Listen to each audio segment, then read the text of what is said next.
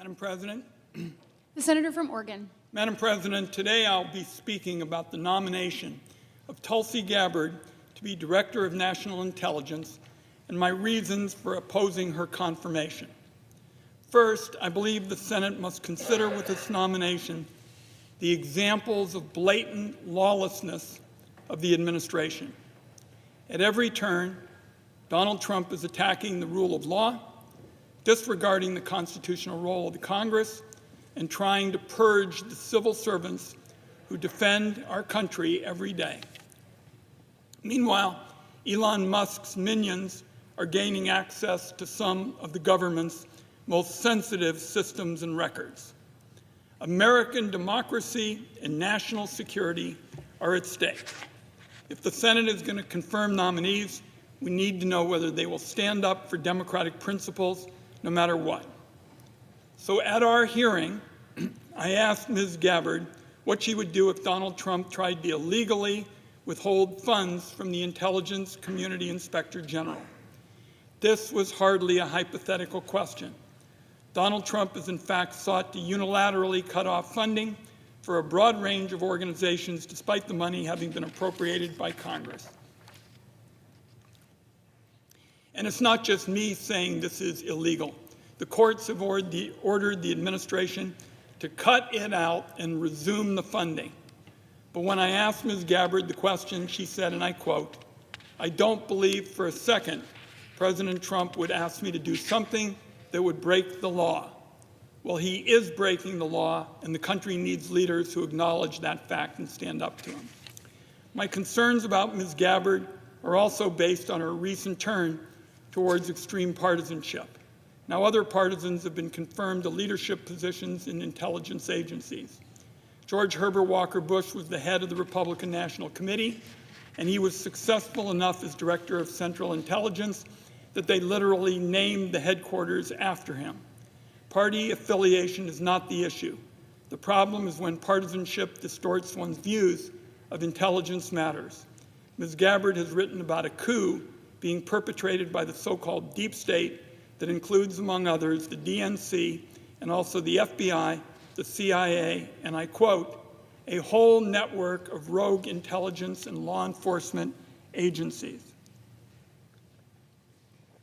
Madam President, I've spent almost a quarter century as a member of the Intelligence Committee seeking to bring to light and stop government abuses across a range of programs and activities.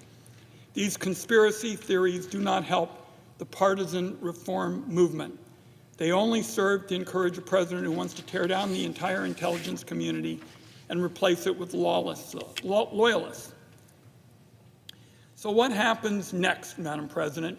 If Ms. Gabbard is confirmed, my first order of business will be to hold her to the commitments she made during her confirmation process. With regard to surveillance policy, she expressed her support for a warrant requirement for U.S. person searches of communications collected under Section 702 of the Foreign Intelligence Surveillance Act. With Section 702 reauthorization up next year, the DNI support reforms like these will be critical to protecting the privacy rights of Americans. Ms. Gabbard also confirmed that she has significant concerns about the constitutionality of several provisions of the Patriot Act. Importantly, she opposed mandated backdoors into encrypted communications would threaten both Americans' privacy and national security. As she stated during her hearing, these backdoors lead down a dangerous path that can undermine Americans' Fourth Amendment rights and civil liberties. We are living in a time of increasingly devastating cyber breaches, including the Salt Typhoon compromise of our telecommunications infrastructure. The lesson from that hack was that surveillance capabilities designed for law enforcement will be targeted by foreign intelligence services. In other words, there is simply no way for the government to mandate access to Americans' encrypted communications and not also expose those communications to the government of China or other adversaries. And let me mention something particularly alarming last week. The press reported that UK officials insisted that Apple provide them a backdoor into files backed up to Apple's iCloud service. This is a development, Madam President, that threatens Americans' national security and Americans' privacy. And that's even before U.S. government officials come around once again, asking for the very same dangerous and irresponsible accesses. That's why Ms. Gabbard's statement was so important, and why, if she's confirmed, the Congress needs to hold her and the rest of America's intelligence agencies to it. Now, during her confirmation process, Ms. Gabbard supported restrictions on the collection of communications records of America's journalists. She endorsed the Biden administration Justice Department policy prohibiting this collection except in very narrow circumstances. That was a policy, she said, and I quote, that was essential to protecting press freedoms and maintaining the critical balance between national security and upholding the First Amendment. She also called for making sure that policy was actually codified. So I asked Ms. Gabbard about the collections of communications records of congressional members and staff, as was detailed in a Department of Justice Inspector General report released late last year. She argued that the spying on Congress was a significant breach of the Constitution and separation of powers, and most importantly, she endorsed reforms to keep it from happening again. During this confirmation process, she also confirmed that the Government Accountability Office should audit the intelligence community to ensure that it's not targeting Americans outside of the Foreign Intelligence Surveillance Act. She also expressed support for the Public Interest Declassification Board, which has the task of promoting transparency. And finally, I asked Ms. Gabbard whether intelligence agency whistleblowers must have a clear path to the Senate Intelligence Committee and don't need permission from agencies to talk to the members. She responded that the answer was, quote, clearly yes. Given Donald Trump's ongoing attacks on public servants defending the rule of law, that protection of whistleblowers that we discussed may be one of the most important principles of all. Let me wrap up this way, Madam President. In just 3 short weeks since his inauguration, here is the checks and balances scoreboard on President Trump. He has illegally fired inspectors general. He has purged the 3 Democratic members of the Independent Privacy and Civil Liberties Board, not only removing the most pro-privacy members, but leaving the board without enough members to function. He has appointed or nominated people to carry out political retribution, including a nominee to be FBI director who comes with his own published enemies list. At the same time, Donald Trump has demonstrated thorough contempt for the security of Americans' private information by granting Elon Musk's people unsupervised access to the country's most sensitive security systems and databases. So what will happen when he attempts to steamroll oversight and the rule of law and put the privacy and constitutional rights of all Americans at risk and on the line? If she is confirmed, it will be up to Ms. Gabbard to stand up to him and stick to the principles and commitments that she's expressed and answered in response to my questions. It will be our responsibility to assure that she does just that. I yield the floor.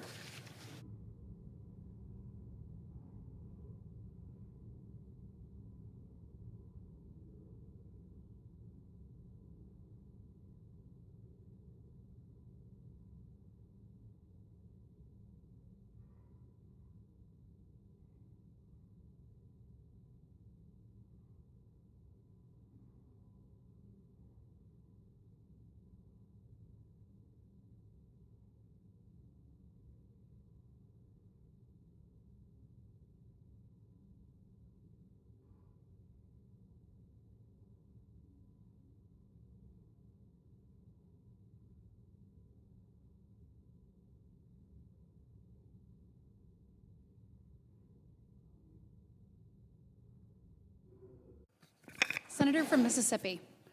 Madam President, I come to the floor to direct members' attention to a very important article on the front page of yesterday's Wall Street Journal, February 10, 2025, by Thomas Grove. The headline states, quote, "Be cruel how Russia tortured Ukrainians. This is a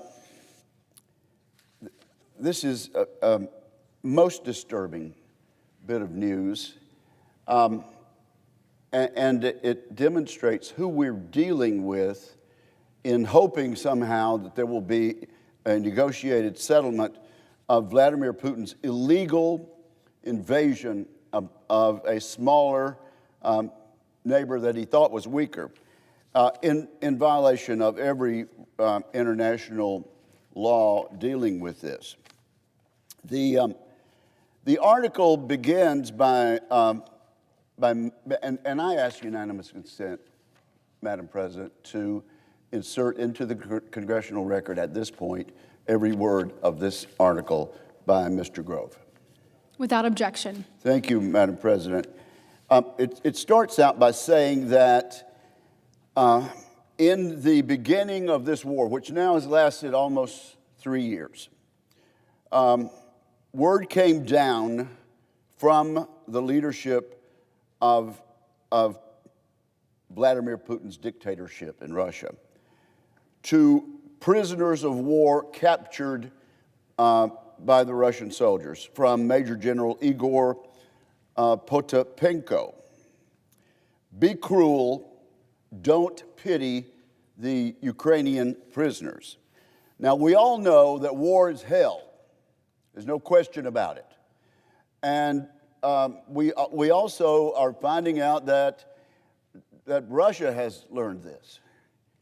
They thought it would be a 1 or 2 day excursion and that they'd be welcomed by pro-Russian Ukrainians as they rolled their tanks in. They found out very differently soon. And 3 years later, we've seen how the Ukrainians have fought and died for their own homeland. But also, once a combatant has been captured, there are very important international rules and regulations and a matter of international law which can be punished by life imprisonment, which can be punished by the death penalty, about treatment of prisoners of war. And this is what we are learning about what Major General Igor Potapenko told the Russian prison officials that they could do. There would be no restrictions against violence against these prisoners of war. The body cameras, mandatory elsewhere in Russia's system, would be gone. Guards would rotate, serving a month at a time in prisons before other teams took their place. Across the country, other units received similar instructions. We're not finding this out, by the way, from some international reporter that somehow got into the system and saw this. This is information given by former Russian prison guards who were so disturbed by these orders that they defected to the West. 3 Russian prison guards are telling the Wall Street Journal and Americans and anyone who would listen about the horrors. This resulted in nearly 3 years of relentless torture. Guards applied electric shocks to prisoners' genitals until the batteries ran out. I'm almost reluctant, Madam President, to speak these words in public. They beat prisoners to inflict maximum damage, experimenting to see what kind of material would be most painful. And then when there were medical problems, as they would surely be, medical treatment was withheld to allow gangrene to fester, forcing amputations.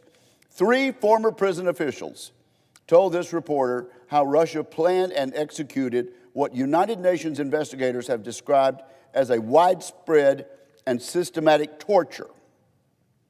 Their accounts were supported by official documents, interviews with Ukrainian prisoners, and a person who helped the prison officials defect. And thank God they were able to defect. This is also borne out, Madam President, by a former prisoner of war, Pavel Ivisov, taken prisoner in Mariupol early in the war, was among the first Ukrainian prisoners detained in Russia. For 2.5 years, this 25-year-old combatant, who was entitled to the protections afforded by the Geneva Convention, was instead moved from prison to prison before being released just last October. He said beatings were the worst when he was transferred. After arriving at a penitentiary in Russia's Tver region north of Moscow, he was led into a medical examination room and ordered to strip. Guards shocked him repeatedly with a stun gun while shaving his head and beard. When it was over, he was told to yell, "Glory to Russia, glory to the special forces," and then, still naked, he was ordered to sing the Russian and Soviet national anthems. When he said he didn't know the words, the guards beat him with fists and batons. This is hard to read, but what did the former guards say? Russian citizens who thankfully have been willing to defect and come forward and tell the truth about the vicious, brutal, illegal regime of Vladimir Putin. The former guards described staggering level of violence directed at Ukrainian prisoners. Electric shockers were used often, especially in showers. That officers complained about their running out of batteries too fast. Can't do this anymore because the batteries have gone dead. The guards used police batons until they broke. Officers tested other materials, including insulated hot water pipes, for their ability to cause pain and damage. This is Putin's Russia. This is the regime that some people are hoping we can somehow negotiate with in good faith and depend on them to keep up their end of the bargain. The guards intentionally beat the prisoners at the same spot on their body every day, preventing bruises from healing and causing infection. At least one person died of sepsis because of this type of brutality. And the guards enjoyed their brutality, according to these Russians, who were guards at the facility and who defected rather than countenance what their own government was doing. Ukrainian former POW Andrei Yegorov recalled how guards at a prison in Russia would force prisoners to run 100 yards through the hallway, holding mattresses above their heads. The guards stood to the side and beat them on the ribs as they ran by. When they got to the end of the hall, they would be forced to do sit-ups and push-ups, and each time they came up, the guards would punch them or hit them with a baton. And I would say to my colleagues, Madam President, this is not a bunch of prison guards gone rogue. This is a bunch of prison guards in Vladimir Putin's dictatorship and Vladimir Putin's illegal regime that were following orders from a high-ranking major general. Madam President, there are differences about the United States' interest in Ukraine, but I will tell you that the countries around Ukraine, in the neighborhood, know what they're facing, and they know that if Vladimir Putin succeeds in his illegal war to take over a neighbor, that will not be the end of it. And one can only listen to what we're hearing out of neighboring countries, out of the Republic of Georgia, out of neighboring Armenia and Azerbaijan. Russia intends, and the war criminal, Vladimir Putin, intends to return to as much of the old Soviet Union dictatorship as he possibly can. I hope this war ends. And frankly, I've hoped for 3 years under the Biden administration that administration would provide the freedom fighters inside their own country to have the necessary equipment, the necessary ammunition, the necessary permission to defeat this illegal invasion. But I simply, at this point, want to alert anyone who's listening, alert my colleagues, anyone who is listening to the sound of my voice in any way, to the reality of the utter cruelty, the unspeakable conditions that Russia uses in violation of every international law.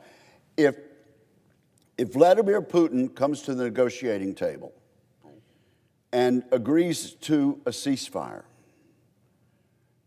we need to bear in mind that he is the gentleman who has countenanced this outrage that I've barely been able to speak about today. And any negotiations we have with the Russians and with the current leadership needs to be done in light of the facts as outlined in this independent report. Thank you, Madam President, and I yield the floor.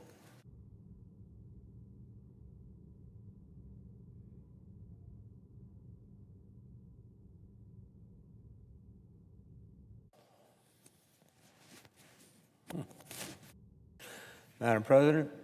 The senator from Rhode Island. Thank you, Madam President. Madam President, I rise to oppose the nomination of Tulsi Gabbard to be Director of National Intelligence. In its first few days in office, the Trump administration has been remarkably cavalier and incompetent in its handling of our national security affairs, shutting off foreign aid, threatening Panama, Greenland, and Canada, calling for the mass deportation of Palestinians from Gaza. And just last week, it was reported that the CIA sent an unclassified email listing all employees that it hired over the last 2 years in order to comply with an executive order from President Trump. One former agency officer called this a counterintelligence disaster. The President's choices to lead our national security agencies have also not inspired confidence. The Director of National Intelligence, or DNI, serves a critical role in leading the intelligence community and collecting analysis so that the President, Congress, and decision makers across the U.S. government have the best and most timely information for our national security. Indeed, the office was created after 9/11 to better coordinate analysis across the intelligence community. The position of DNI requires someone of great experience, character, judgment, and the confidence to speak truth to power, especially when the findings of the intelligence community differ from the policy objectives of the administration. While I respect Ms. Gabbard's military service, including overseas deployments, she does not have a demonstrated record of experience to qualify her to lead the intelligence community. As DNI, she would oversee 18 different organizations, tens of thousands of military and civilian personnel, an annual budget of more than $100 billion. She has never even served in an intelligence role, much less led a global intelligence enterprise.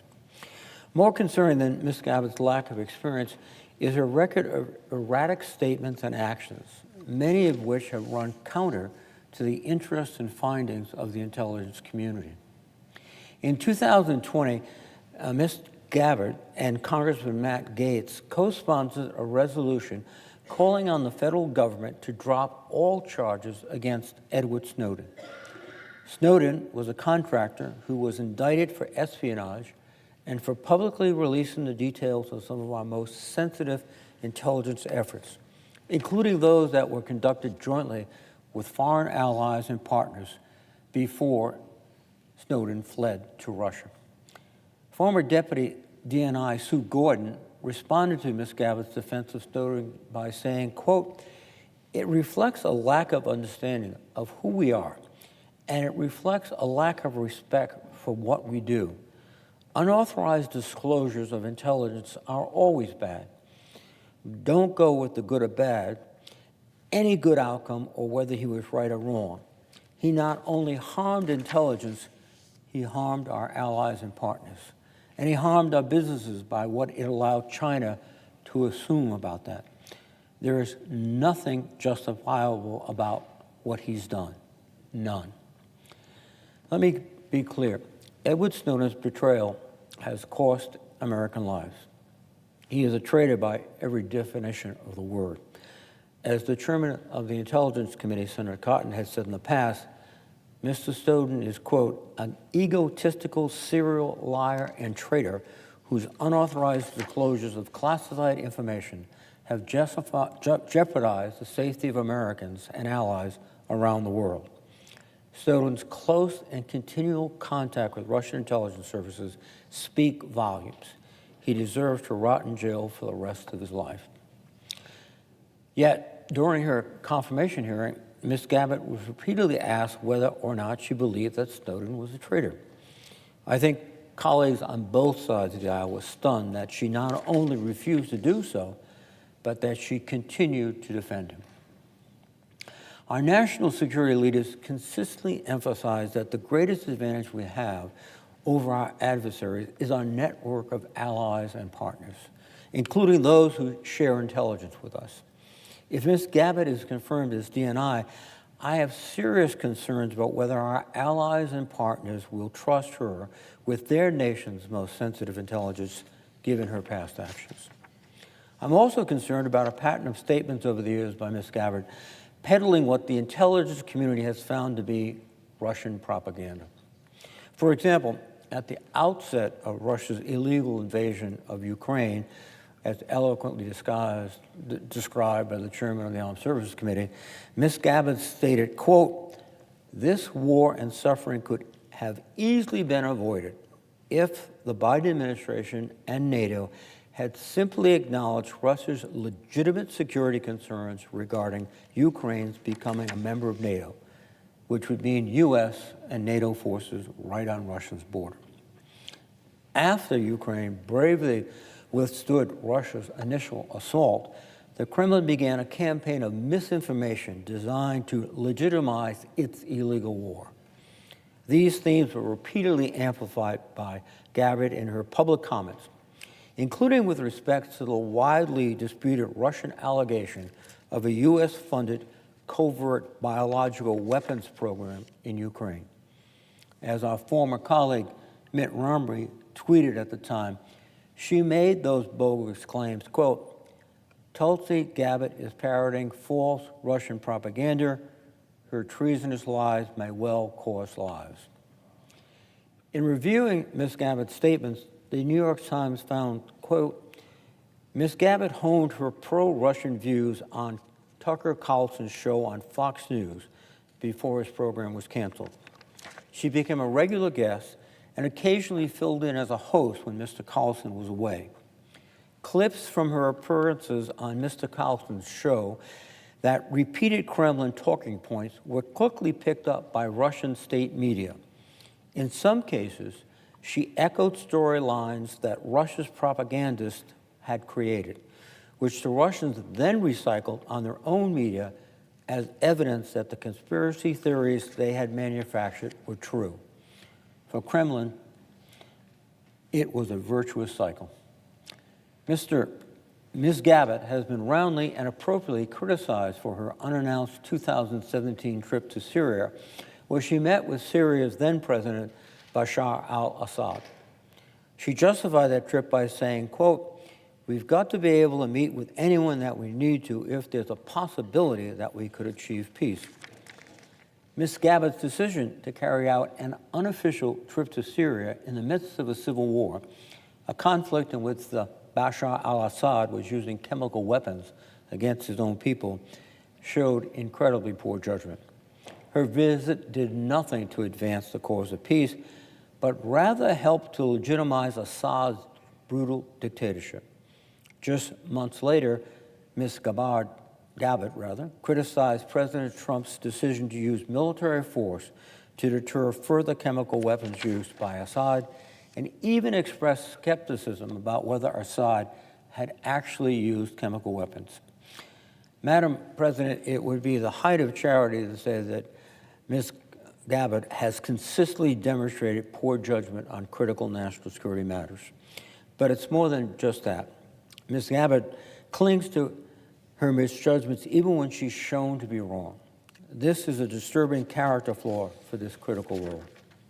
Above all else, the DNI must be unquestionably loyal to our national interest and trustworthy with our national secrets.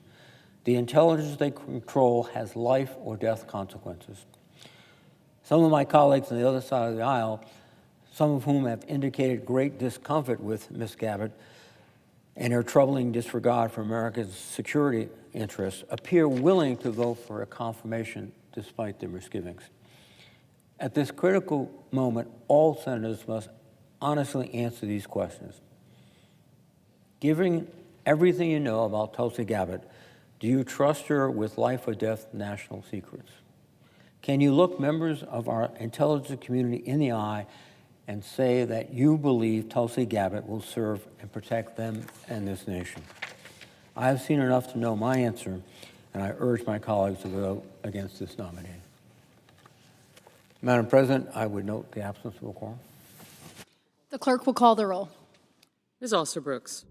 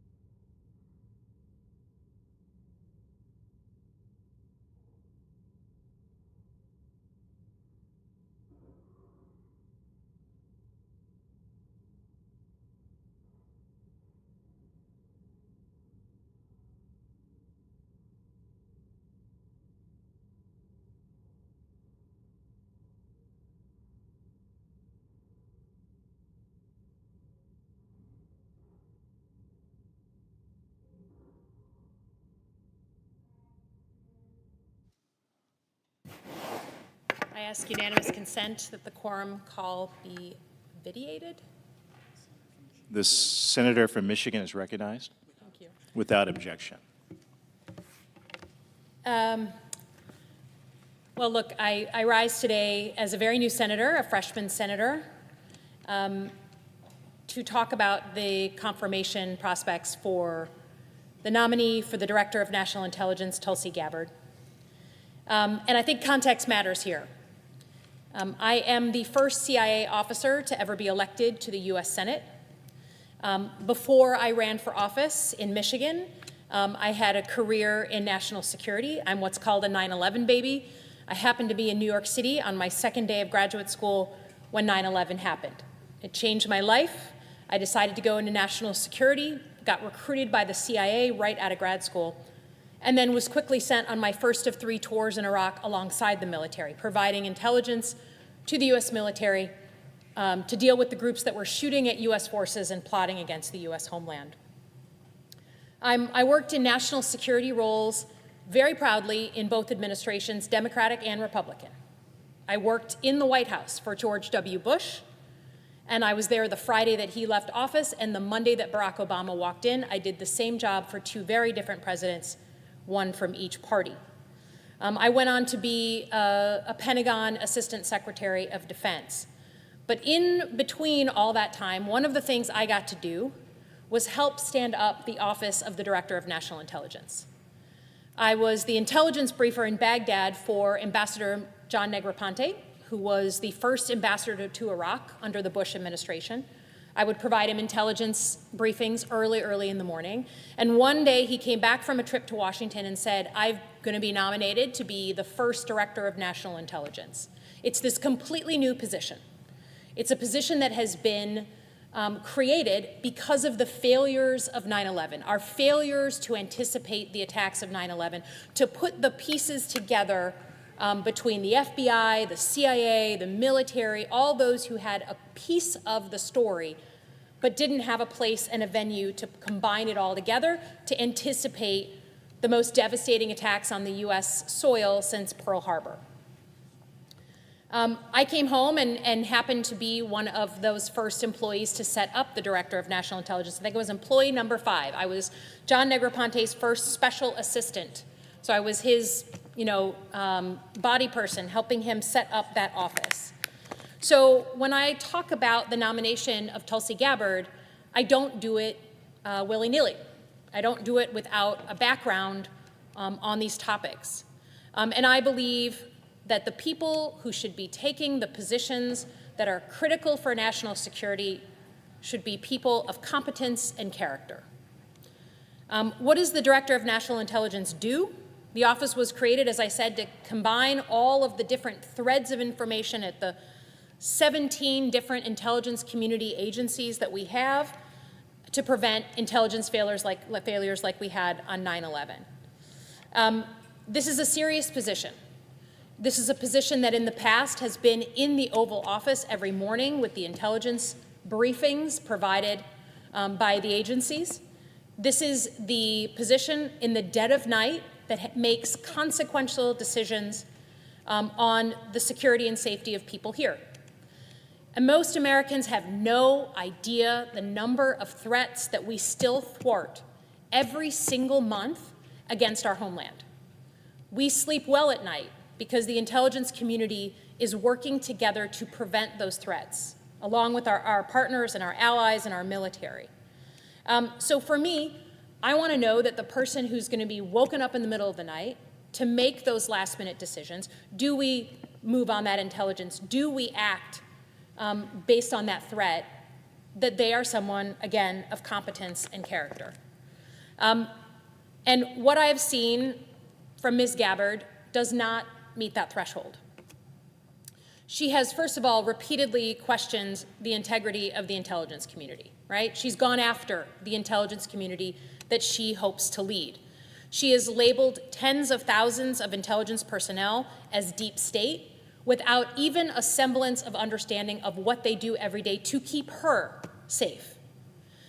She's questioned the findings of the intelligence community, and I think more egregious than anything, She has shown a repeated preference for our adversaries over the intelligence community in the United States of America.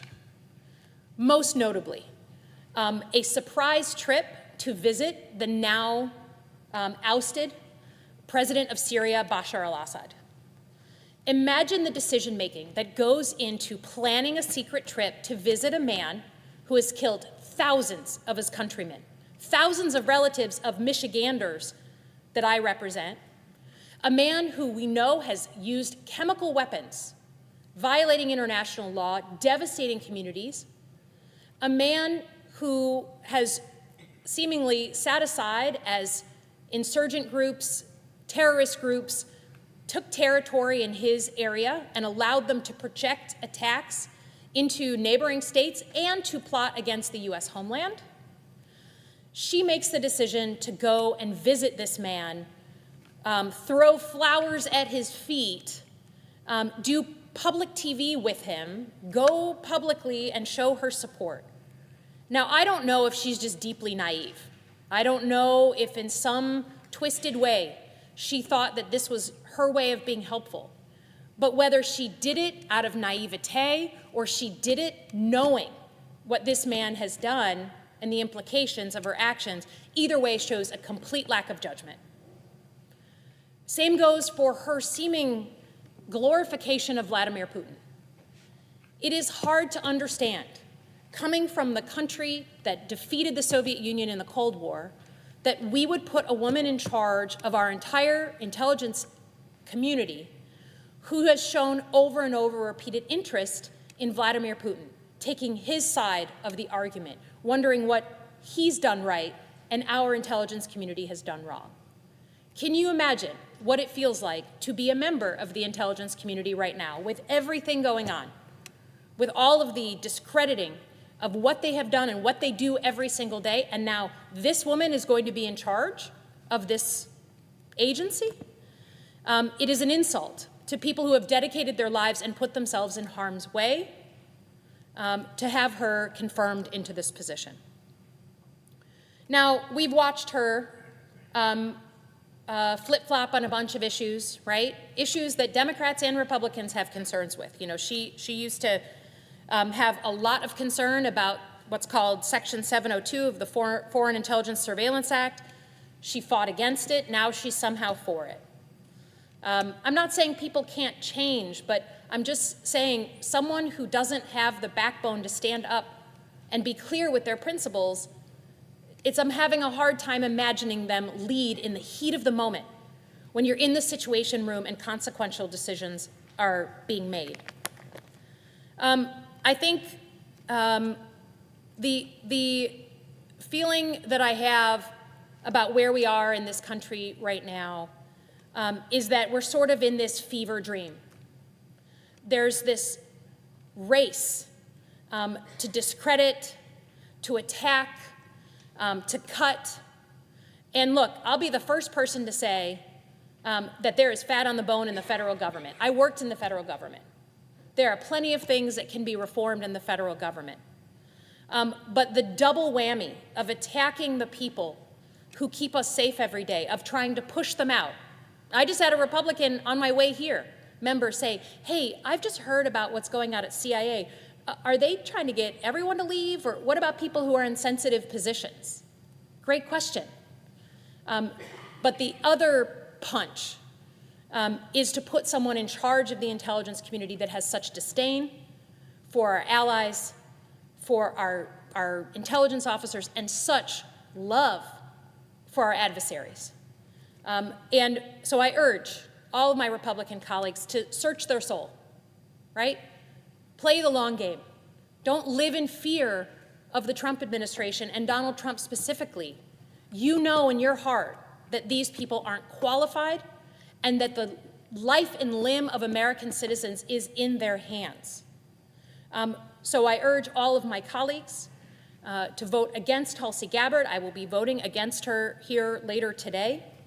And I hope that we as American citizens can come up and up for air from this fever dream and remember that reform of the federal government does not mean slashing the people that keep us safe every day. And with that, I yield back.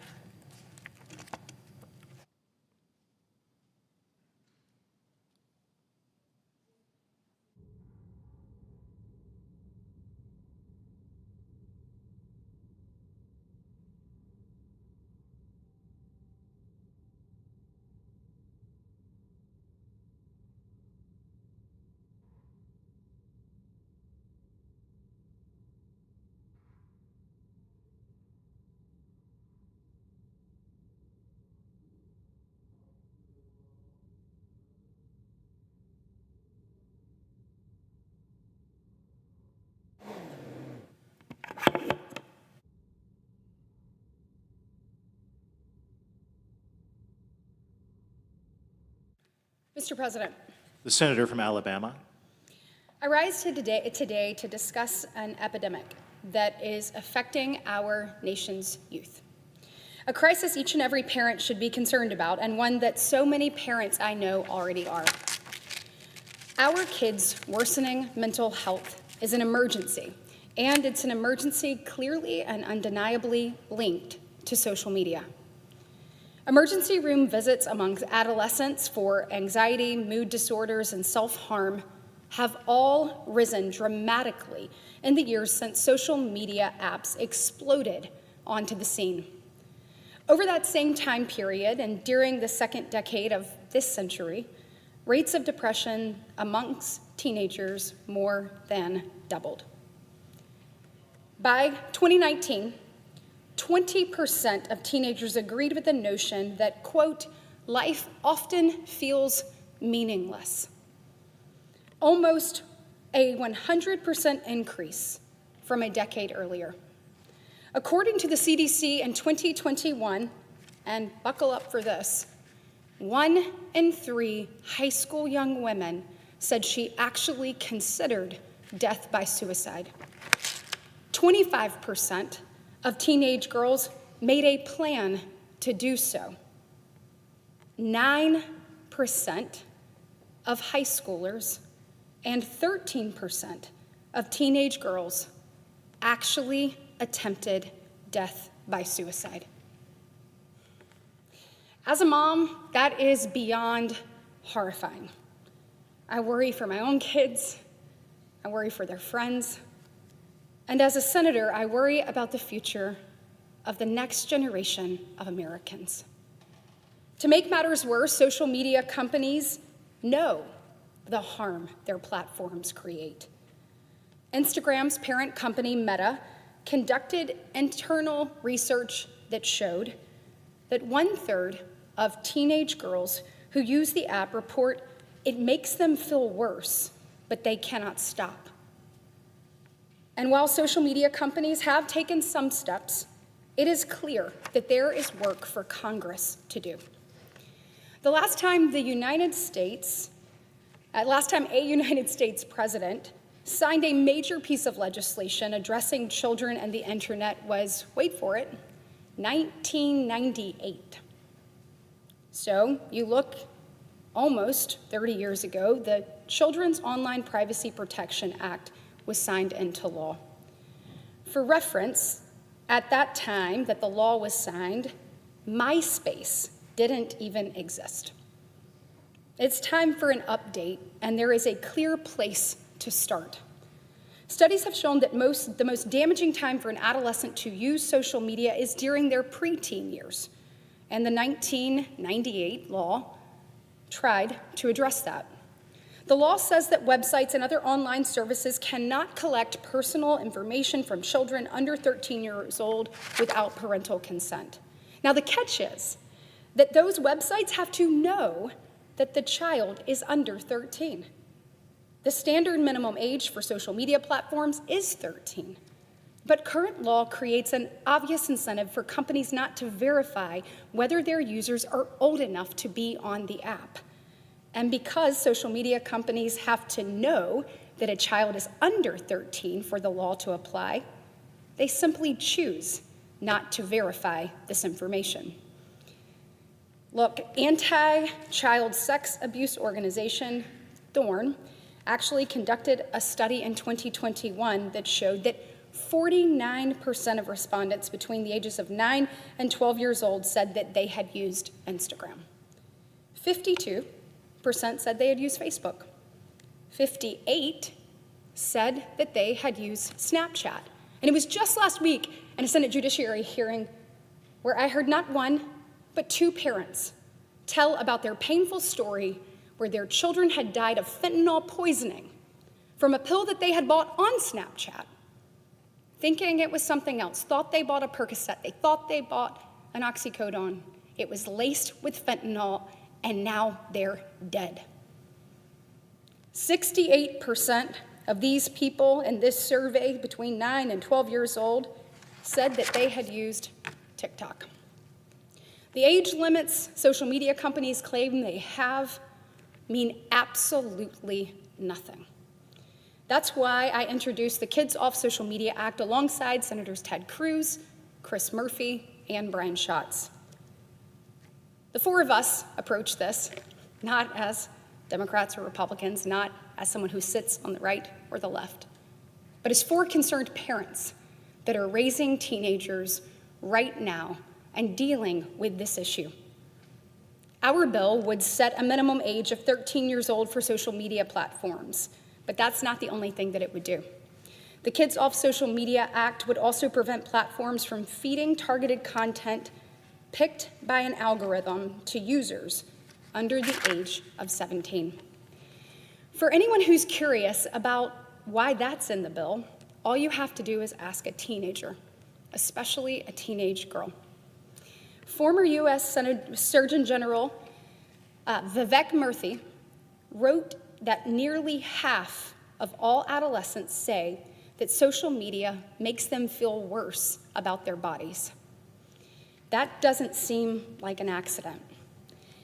If you read, and many people have, Jonathan Haidt's book, The Anxious Generation, you will learn that these apps use algorithms that, quote, home in on and amplify girls' desires to be beautiful in socially prescribed ways, which includes being thin, end quote.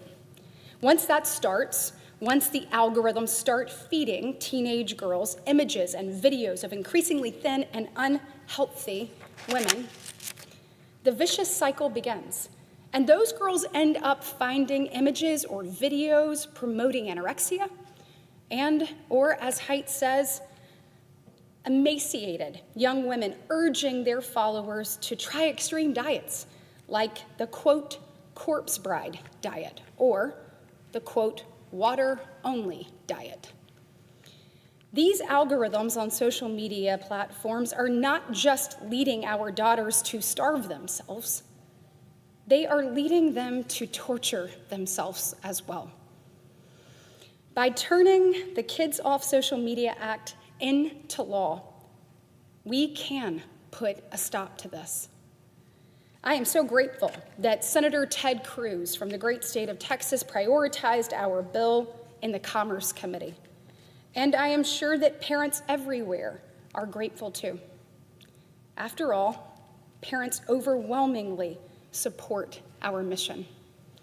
A survey conducted by the Count on Mothers group showed that over 90% of mothers agreed that there should be a minimum age of 13 on social media platforms. And 87% of mothers agreed that social media companies should not be allowed to use personalized algorithms to deliver content to our children. Mr. President, if there has ever been a theme of the legislation that my colleagues and I have pursued so far this Congress, it is keeping American families and children safe. The Lake and Riley Act will help keep kids safe from criminal illegal aliens. The Halt Fentanyl Act, which I spoke about on this very floor just last week, will help kids be safe from deadly fentanyl and fentanyl poisonings. And the Kids Off Social Media Act will help keep kids safe from mental health effects that these platforms and their algorithms produce. There is nothing more important we can do as a body then protect the people we serve. So let's do it. Let's get the Kids Off Social Media Act through Congress and to the president's desk. There are parents across this country that are counting on us to step up, to put the proper guardrails in place so their children can be safe and their children have an opportunity to both explore and to succeed. All of our country's children are free to pursue their own American dream, just as our generations were, and this will enable them to do that. Thank you, Mr. President. I yield the floor.